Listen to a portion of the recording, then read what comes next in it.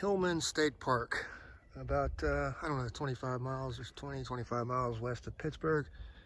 And I'm just going to do a quick day hike. I'll probably get about 5 or 6 miles out of this. So I'll be on Pitch Pine Trail, Figure 8 Trail, Colt Trail, and Short and Sweet Trail today. So let me show you the map that I got over here. Now, this is an old map. All the highlighted, everything highlighted is stuff I've done before.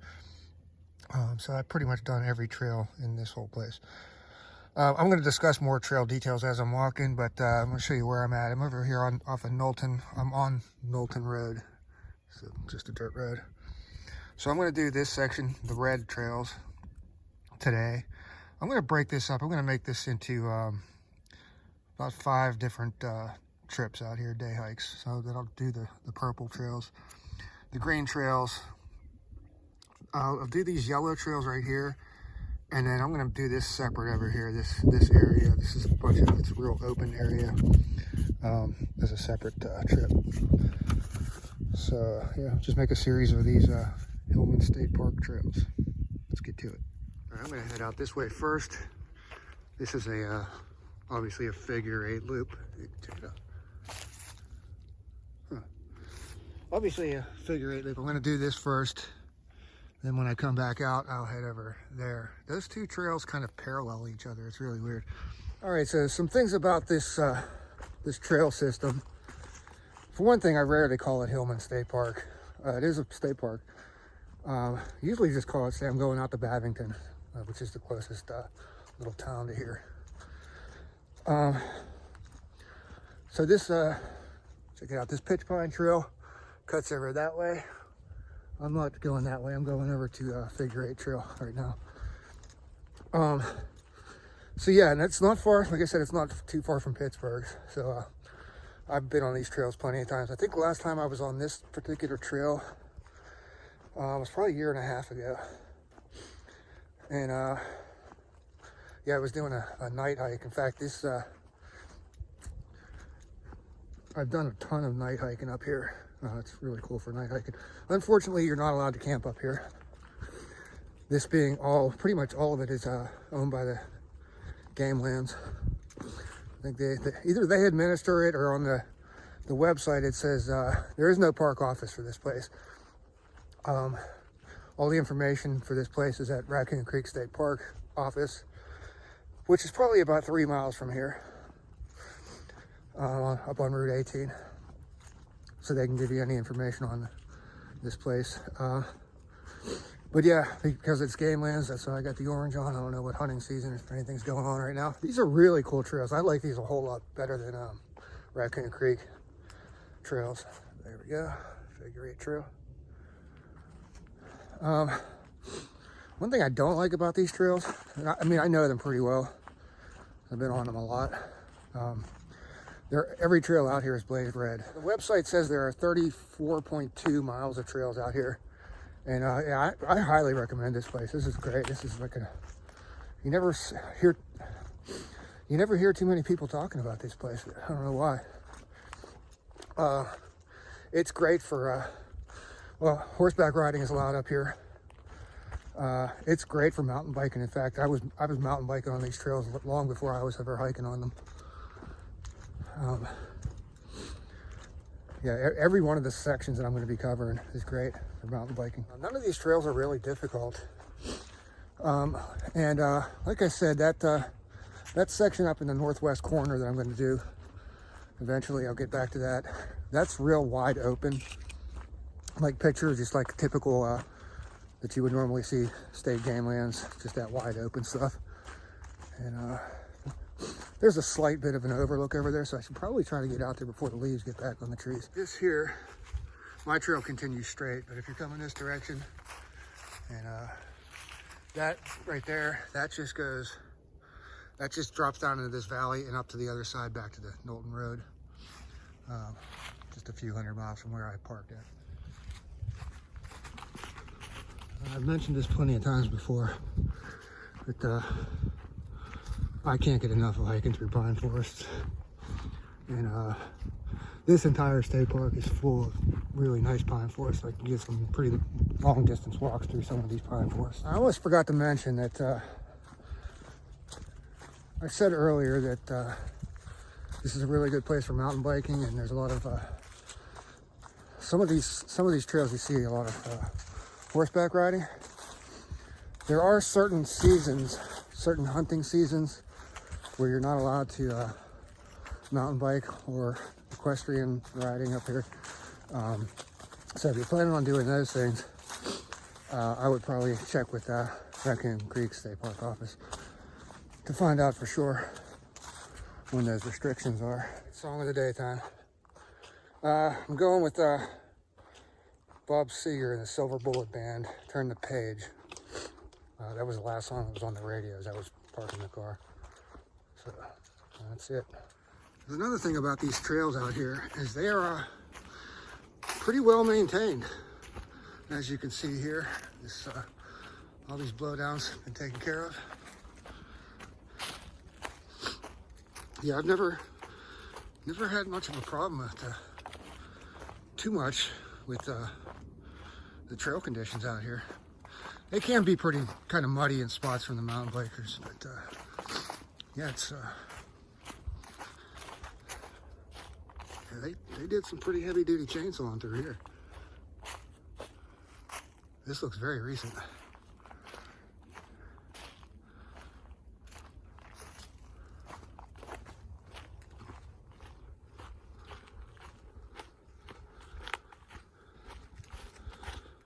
Good job. Thanks to the thank you to the trail maintenance people.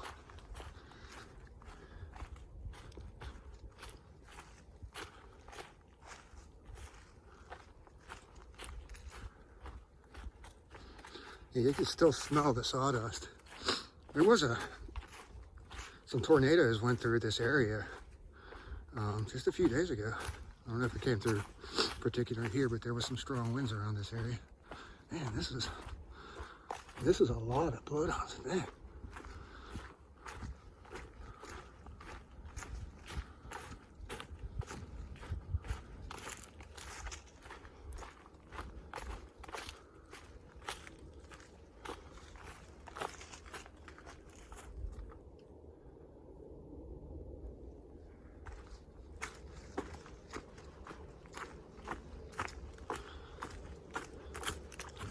All right, that direction there was where I just came through with the blowdowns. Come up here, here's a four-way intersection. This is what creates the figure eight. That way there, we'll go back to the car, where I'm parked anyways. And then this is the back end of the figure eight loop. So, I think usually when I'm out here, I go to the right, so I'm gonna stay to the right. I'll be coming out that way on the way back. And that was exactly 2 miles to that intersection from where I parked at, just for reference. Okay, we got this metal pipeline coming across here. You'll see quite a bit of these up here from days gone by. I believe there was like oil wells or something up here, maybe gas drilling, I don't know. But yeah, used to be, obviously there's signs of industry that used to be going on up here. Okay, I'm back at the intersection, and I just literally like 15 steps ago hit the 3 mile mark. So that back loop is exactly a mile. All right, it's been about a minute since I was at that four-way intersection. Came up here, and there's another intersection here. This one here to my left and right, I believe that is that pitch pine trail. I'm pretty sure it's been a little bit since I was on that trail. Yeah, I'm pretty sure I'm going this way. I'll just double check. Sure, they'll all bring me back out where I need to go though. All right, well, after consulting with the map, yeah, this trail that goes left and right here, this is Pitch Pine Trail. It'll drop me back out where I saw that Pitch Pine trailhead sign earlier. But my plan today was to do my plan today was to do the figure eight loop completely. So this is the figure eight loop continuing straight here. I just came from that direction on figure eight, and this back onto the Pitch Pine Trail. that's where I was, that would go. If I went down that way, it would connect back up where that last four-way intersection I was at, and it will head out that way, and it'll come back out right down here to the right.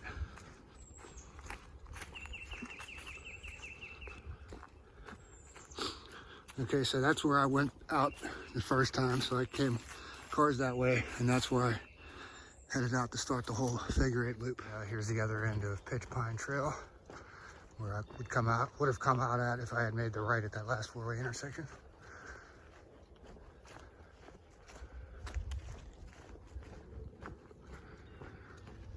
For some reason, it shows up on the map as being, it looks like they're trying to say it's in like an old access road or something, but it's not. Okay, there's the car, and got some neighbors over here. I don't know what they're up to. Looks like they got a mountain bike in the back. So here's the thing. I got two trailheads here. I got Colt Trail and Short and Sweet Trail. Like I was saying earlier, it's really weird because they almost parallel each other. So I'm going to try to do the outsidemost one. So I'm going to do Colt Trail. And I think when it does meet back up with Short and Sweet, I'll be making a right onto Short and Sweet to stay to the outside. Short and Sweet's got yellow blazes. Anyways, yeah, I'm going to drop a screenshot of the map in here so you can see what I'm talking about, how these two trails just parallel each other. This is kind of one of the trail markings they have, and it's pretty cool. They have the name of the actual trail on it. The figure eight had said figure eight trail on it. So. I don't remember those being up here last time I was out here. I just came from that way. There's this unmarked trail over to my left here. I can't remember where that goes, but pretty sure this is the main trail here.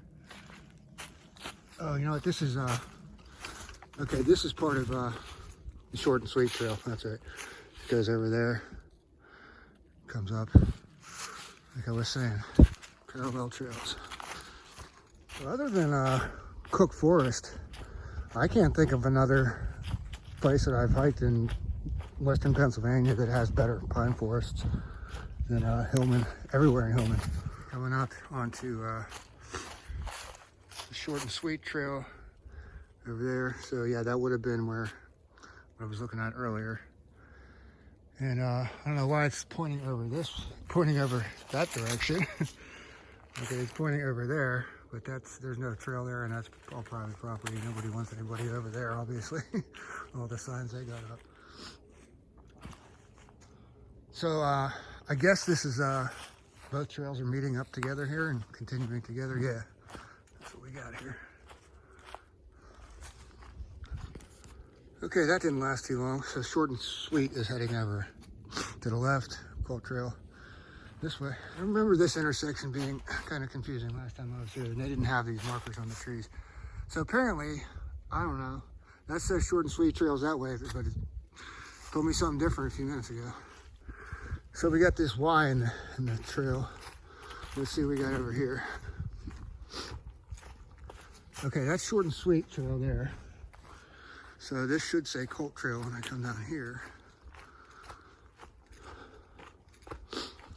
Yeah, and there's another unmarked trail going off to the left here. Okay, so I guess that's where that Short and Sweet Trail at the last intersection would have come out. So yeah, Colt Trail this way. And yeah, I'm gonna stay to the outside and jump on Short and Sweet Trail over here. Yeah, this is a very confusing intersection. This is a bend you don't want to make a mistake on if you're mountain biking too fast through here. Okay, here's the other end of Short and Sweet Trail. Brings me out back onto Knowlton Road. So there's the car down there. And right here, even closer to the car, is the other end of Colt Trail. Wrapping things up here. Yeah, what did I guess? 5 to 6 miles was going to be this whole thing that I did today, and 5.17. The elevation gain over that distance was only 100 feet exactly. I'll put a picture of the stats and everything right here. I will also put a screenshot of the GPS And I was doing, without easy of a trail, I was doing, my average moving speed was 3 miles an hour. I knew I was crushing that, so probably could have done even more than that if I wasn't stopping to film so much. So. All right, it's time to get to the laundromat today. Yay. Can't wait to go sit there for an hour. But at least now I got some footage to keep myself occupied with editing. Yeah, that's it for today. Thanks for watching.